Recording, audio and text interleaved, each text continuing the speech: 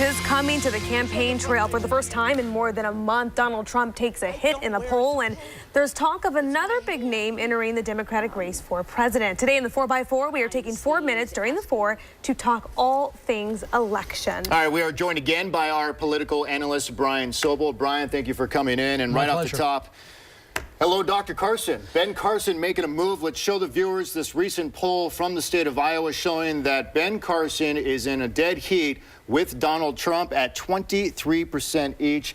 Is this an example of the growing appetite for, I guess you could say, political outsiders?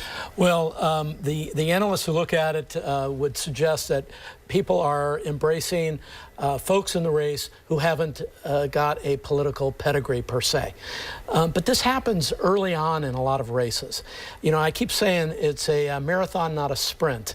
And you're starting to see what I was talking about with Donald Trump on a couple of other times I was here. You're going to see him peak and then start fading, in my opinion.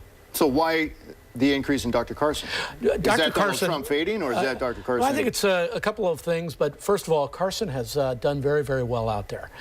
He, as you recall, in that first debate forum, he did very well. He had good content. People liked him. He's got a nice message, and he's pleasant to be around. I think that's resonating with people, and he's darn smart, and I think people see that as well. Well, and the top 3 now have never been elected to a political office before, right? So you have Trump, Ben Carson, and now Carly Fiorina, 10%. Yes. What do you say about Carly making her move now, and the fact that she might not be, at least as of now, in that debate come September 16th on CNN? How you keep her out of that debate is really an interesting question. You know, the debate rules are assigned by each network that's doing the debate, but she is so important that I think it would be an incredible oversight not to find a way to get her in there. At the end of the day, though, you have all these people in the race, and you've got to sort that out. And you're going to see polls showing one thing and another over and over again. For example, there are 4 polls actually in Iowa right now. Only one shows Carson and Trump dead even, done over the last couple of days. 2 others, Trump up 8, and 2 more up 5. So you're going to see the shifting, the ebbs, the flows of this for a very long time. But to not have Carly in this debate, many people say she won that, what they called happy hour debate. Yes, so yes. to not have her. The junior varsity debate. There you go, whatever you want to call it. And just to explain the rule in this, CNN is explaining that they're taking the average polls from early or mid-July to now, and that she wasn't tracking at the time. Right, but so. I mean, it's their debate. They can change it. Right. Well, exactly. But going too far back when she wasn't resonating yet keeps her out of the off the big stage, and I think most people would find there's a problem with that. Yeah, I think she should be, and it'd be great to have her. All right, let's flip it to the Democrats. Yes. So-called socialist from Vermont. There's also a recent poll in Iowa showing that Hillary Clinton was at 37%, and Bernie Sanders has cut it to 7%. He's at 30%.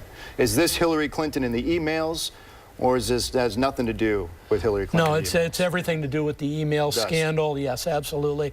Her inadequate responses to the scandal, sort of a Clinton fatigue factor, you know, a crisis not well handled, obfuscation, not getting to the bottom line, and finally, okay, I probably did something wrong, and moving on. And people are just tired of that, and we're seeing that across the political spectrum. That's why you're seeing outsiders early on are very attractive to people, because they're just tired of this stuff.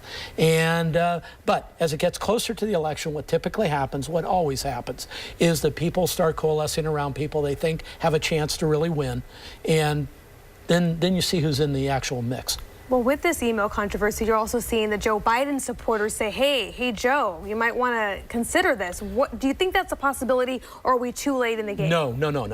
Joe Biden can still come in. He is being talked to by many people in Washington. My contacts in Washington who know him will tell you everybody's talking to him right now. Now think about this. You have the Clinton people saying, don't get in. Right. You know, it's going to be really rough, right? And then you have his supporters saying, get in because she is going to self-destruct before this thing is over.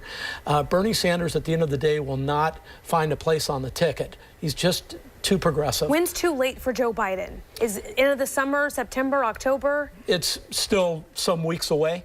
The problem is that the early money is being tied up by Clinton, the early supporters. He needs cash. He needs cash. He's got to launch. I mean, he could have the emotional fuel. Yes. Coming off his also, the death of his son, and he could be just driven by his emotions to do it. But it takes money. It takes money, and if Clinton is doing her job, and she is, she's soaking up as much of that committed money, or the money that will be committed, as she can, and support as well. He's got to get in really quickly. But it also presents a really interesting dilemma for the president. What is his position in all of this? Right. Can he hold off and wait until the nominee has been selected? Right. Exactly, Kiba. That's the key. I got one last question here. When do we start seeing people quit?